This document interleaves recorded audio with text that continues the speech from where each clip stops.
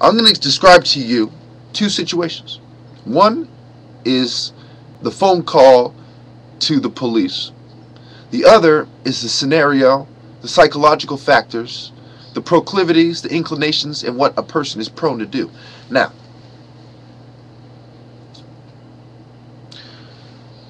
first, the phone call. And this part I'm going to do a little act to make it entertaining. Hello? Yep. My son, he's been screaming, and he's been talking about killing people, and we're all scared, and we believe he's having some kind of manic episode or brain seizure because he's off his medication. Okay, sir, we'll be right there. So they hang up. Woo! Okay, why the cops are coming, let me explain to you what's really going on. Now, the parent and the child. The child grew up with a parent in a rich part of town with two brothers. He used to fight with his little brother, who at that point was just as good of a fighter as him. As some kind of, tweak of nature, his little brother was very tough when he was young. So his older brother, for some other tweak of nature, was huge. And I personally would account for it as being nutrition. Out of all the three kids, the middle child, he didn't eat that much. He was shy. And this is key, because my argument will come out later that it was the psychological factors that drove him to start yelling and acting, quote unquote, acting crazy. But when you've known this man the whole time, and you've known the psychological factors his whole life, it isn't crazy at all. In fact, it's completely normal. In fact, it's what any human being in his shoes would have done with his personality and character traits. I continue. So, he was used to arguing with his older brother from on the top of the stairs and then running up to his room. So when they moved into the new house, his father picked a room for him that was on the top of the stairs. Okay? So his older brother always lived downstairs. He always lived upstairs. Okay? And whenever he was angry, he couldn't fight with his older brother because he had a problem eating food. Because he would have hunger strikes as a child. And he had a problem holding in his laughter because he didn't have proper nutrition in his brain. So his brain wasn't properly balanced through nutritional supplementation, if you will. So, he would get spanked for laughing at a turn. And he was laughing partially because nobody else understood the situation the same way that he did. The same way that nobody else was doing Algebra 2 in kindergarten, the same way that he did. The same way that no one else got 99 percentile on the SSAT, the same way that he did.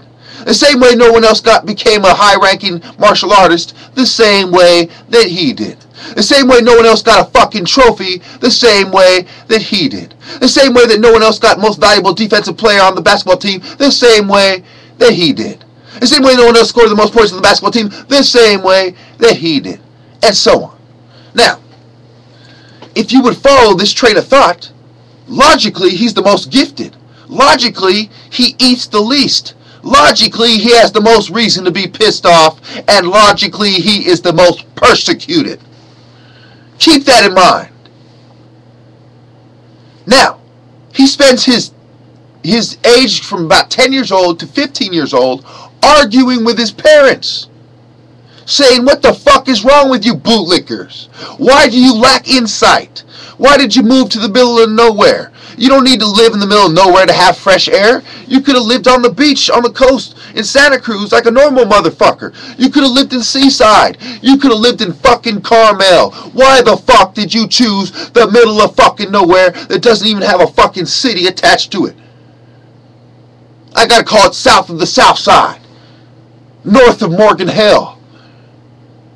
Why? Why are you so out of touch? Why did my mom want to run away when I was a child? But no, we're not going to get into the other variables, because even just the variables I'm going to give you is enough to make sense of it, much less all the ones I'm going to leave out that prove my point that much more that I can't bring up, because I don't want to bring people's personal fucking lives into it, because they're already bitching enough over my fucking videos, because truth hurts. And sometimes you don't want to hurt your own family. So I'm going to leave some of these truths out. But none of the truths that I'm going to leave out are anything that would contradict the picture that I'm painting. Now, so every time he has a problem, what does he do? He spent 10, 15 fucking years arguing with the bootlickers. They didn't listen. They just spanked him. They just punished him. They just acted like the Gestapo or the LAPD. When you're a black man, do you go to the Gestapo with your complaints? Or do you internalize them?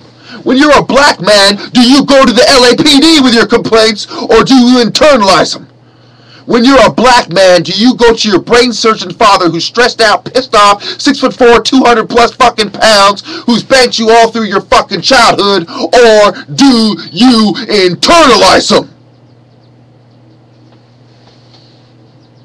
Now, when he goes downstairs to get something to eat, to complicate the matter, guess which Gestapo-like motherfuckers always stare him down and get in his way and punish him for anything they think is out of the ordinary. Pull up your pants. You look high.